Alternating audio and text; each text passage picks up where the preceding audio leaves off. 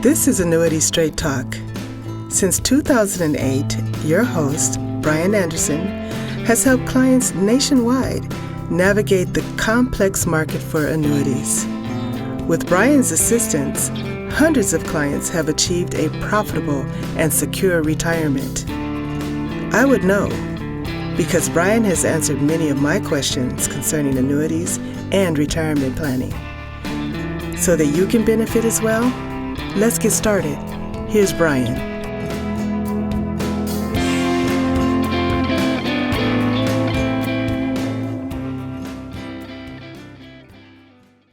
Hello and welcome everyone to the Annuity Straight Talk podcast, episode 39.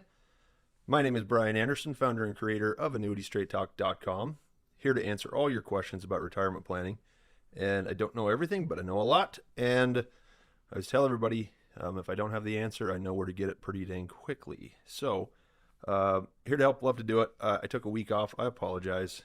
I got very, very, very good news of the emergency variety, a positive emergency, last week. Not everyone would fully understand the importance of it, but I drew 2 special hunting permits in the state of Montana for this fall. So, it's the kind of thing that getting one of them is kind of a once-in-a-lifetime deal, or certainly once in every 12 or 15 or 20 years deal. I know some people have only, been put in for 30 years and never got even one of them. And I got 2 in 1 year, me and my buddy Casey. So I'm just going to say it right now. Don't expect anything out of me in the month of September. So I'm going fishing this weekend. I'm excited about that. Go and hang out with the boys. And when I get back, it is all hands on deck, getting in really good shape, being productive with work. I want to make sure everybody gets what they need from me so that when I take an extended period of time away, you guys will be just fine. So, today what I'm going to talk about is something that's come up in with a lot of clients in the past few weeks. Everyone remember, prior to 7 or 8 years ago, we sold mostly structured settlements. And I've got a lot of clients that have those and they work just fine, but I don't particularly like them anymore. I don't like how the business is run, and I've had a lot of bad experiences with just about everyone that I did business with because of that market. And anyhow, I recognized way back that it wasn't going to last forever. And again, we did good things for clients and we got them good deals, but it's not, the yield is not there anymore where I think it's viable. There's still guys selling them, including my ex-business partner, but they're not that great. So I don't do that anymore, but that's when I really transitioned. I started selling more fixed annuities, fixed indexed annuities. And I've told the story of my first fixed index annuity that I sold. It was a client who had bought some structured settlements from me and decided, hey, let's try one of those index annuities. And I'd been researching and looked at them a lot. And this was about 9 years ago. And I said, okay, we'll try it, and he had, had a bunch of money. So he put a little bit into the index annuity. And the next year, I picked one based on what I thought were good evaluation factors, good company, low cost structure. I wasn't looking for the biggest commission, all that stuff. And found a contract. It came through the first year and he made about 5%. And then, the market was good. And, the rates didn't get dropped. Like everybody said, they're going to drop the rates. They didn't drop the rates. Next year it came, 5%. We had a couple of down years, but after a couple of those, I thought, these are actually pretty good. That's when I started creating the strategies, ideas to use them, because everybody's looking for yield, and this was a place to get yield where, fixed rate CDs, bonds weren't paying much. Anyway, but the questions come up. So a lot of those guys, that person in particular, came out of their surrender schedule 2 years ago. And I had another round of people, in the last 6 weeks who came through a contract and no longer have surrender charges. So I want to talk about what that means, because a lot of people don't know what it means. And there's a couple of different ways companies handle it. Different contracts and different companies handle it a little bit different way, but there's some general principles you can remember. And I had a phone call with a guy yesterday who's been listening to the podcast for a while. Mark, thank you. I appreciate the good conversation. And he was calling because he had some annuities that were surrender free and some others that were coming, and he needed to know what hey, what are my options with this? And so for him, I thought, boy, wouldn't that be great if I could have said, well, I've got a podcast that addresses that question coming out in 3 days. I don't, so it's going to come out next week. You guys won't know by the time you see it, but I'm skipping a week, and nobody even knows it yet. As I record this, they don't realize, oh yeah, I took the weekend off to look at maps and make phone calls to ranchers for my hunting permit. Anyway, so a surrender-free annuity, and there's a couple different ways to do it. Now, if you talk about variable annuities, like the guy I talked to yesterday, or you talk about index annuities, like my client that bought one 9 years ago, typically this is the general way it happens. And I told both of them, oh, it's surrender-free. What's going to happen now? And the answer is nothing.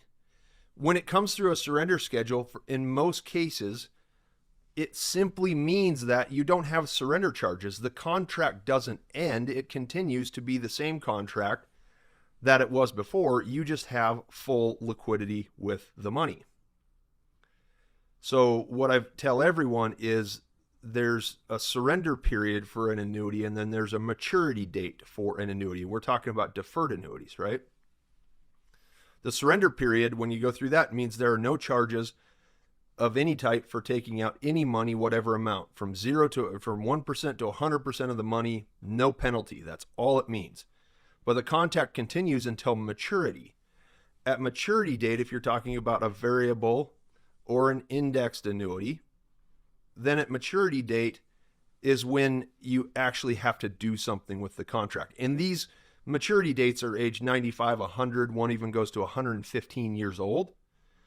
And so you could conceivably, if you buy it at 60, you buy a 10-year contract at 60, by 70, you're penalty free, but you're not forced to do anything with the contract for another 30, 40, 45 years.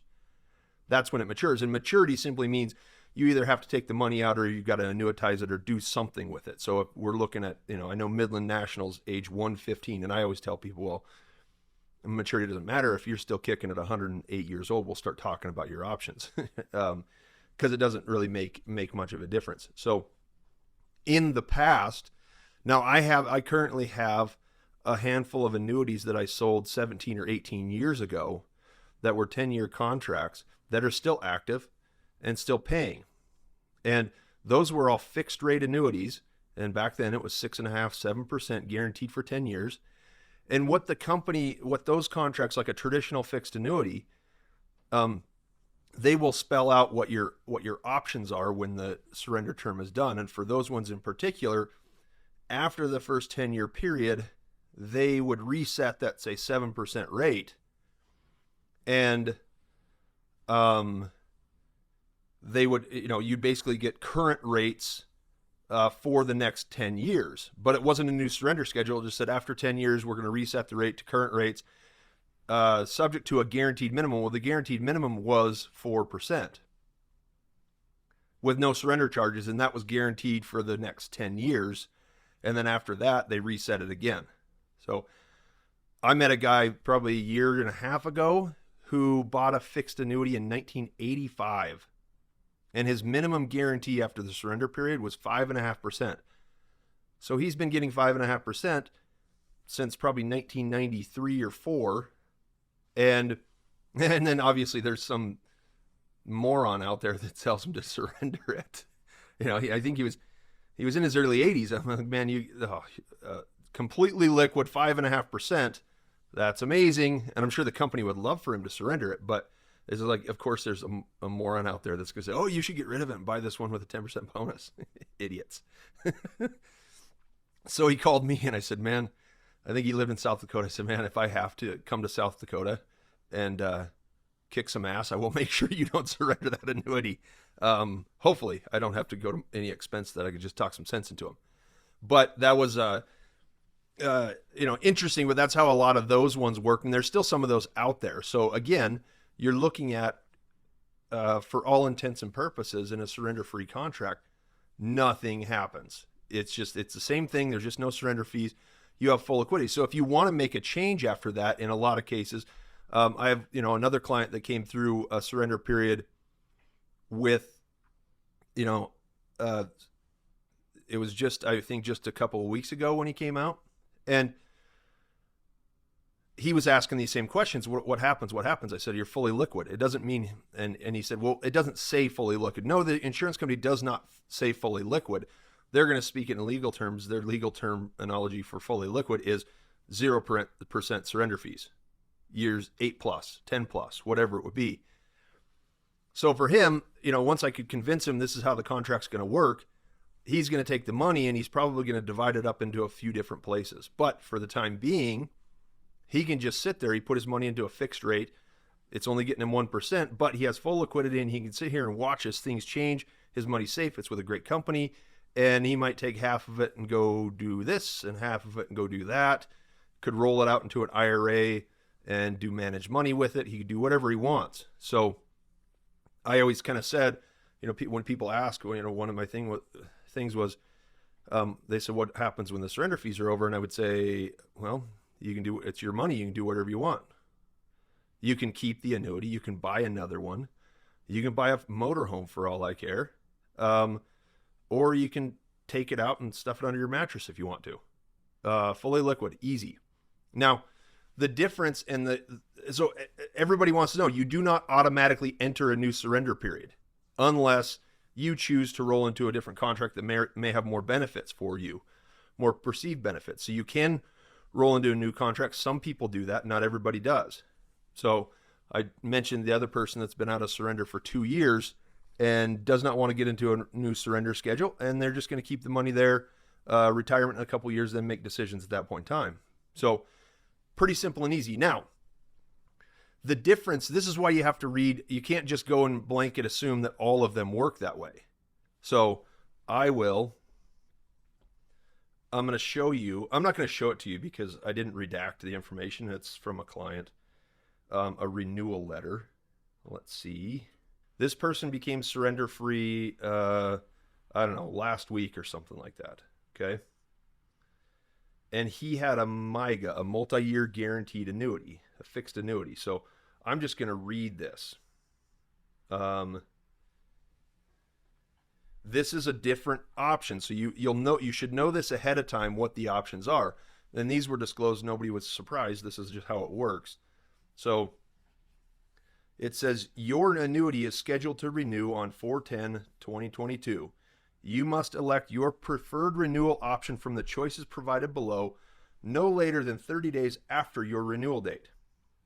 Please note that if you choose not to make an election, your contract will renew with the same guarantee period and surrender charge schedule as your current contract.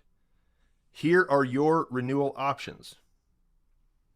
It's not a great scan. It's kind of a photo. So, okay, 3 options. Renew your annuity.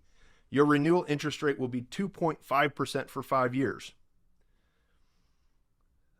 Surrender your annuity by completing our surrender form, or transfer your annuity to a new contract at the company or another financial institution by remitting paperwork outlined on the renewal form attached. So you can keep it, you can surrender it, you can take it elsewhere.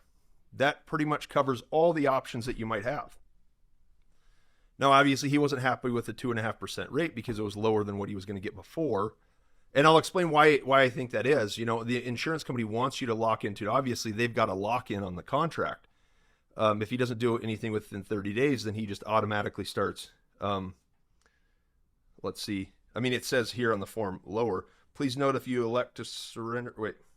If we receive your request to surrender or transfer more than 30 days after your renewal date, surrender charges will apply. So you got to be careful.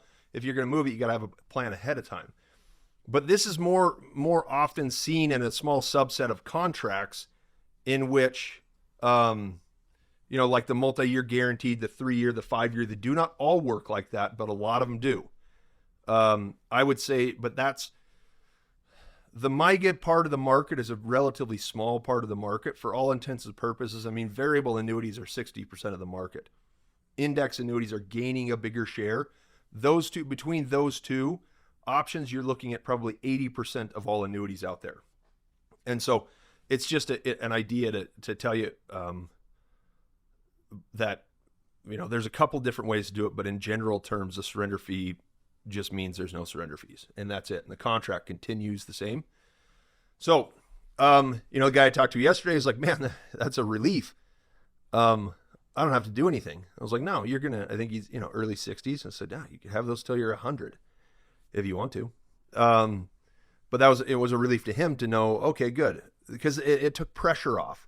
Much like the client from a couple weeks ago who's going to sit on his money and he's got full liquidity. He can move a piece of it or all of it whenever he finds a deal that he really wants to get into. Very simple and straightforward. So surrender-free annuity does not end. The annuity continues. You got to look at the terms. You got to know what's happening. In most cases, you're fine and you're liquid. Other cases, you will have, may unintentionally lock in for another period if you're not careful. So that's, I think, beneficial for people to understand, because everybody asks the question. If you have any more questions about a specific contract or you need help deciphering the legal terms, look into your annuity and it'll say, you'll see the surrender charges outlined and you'll see some language that tells you what your options would be. And if it doesn't tell you that you're automatically renewing, then you're not, and you're fully liquid. So that's most of the contracts on the market. Anyhow, pretty quick, easy topic. I didn't want to take up too much time. I could have done this before, but again, I was busy. So if you guys have any questions you need or you have about this, or if you got any ideas I love it when, when I talked to the guy yesterday, it was great because I thought, oh, makes sense. I've got to do this podcast because it's obviously answering a question that's bothering someone, and it's pretty easy stuff to do. So I got a lot of stuff rolling around up here, and that's kind of what the podcast is for. Get it out there, give people a way to consume it. And I appreciate the opportunity. I sincerely do. I love what I'm doing. I love meeting you guys and helping you out. So my number is 800-438-5121. Schedule a call using the button on the website. Any page. It's there, easy to do. Select your time zone, select your time, write a few notes, tell me what you want to talk about, and I will give you a call. So my name is Bryan Anderson, AnnuityStraightTalk.com, episode 39, a surrender-free annuity. Thank you guys. Have a great day, and we'll see you next week. Okay, bye.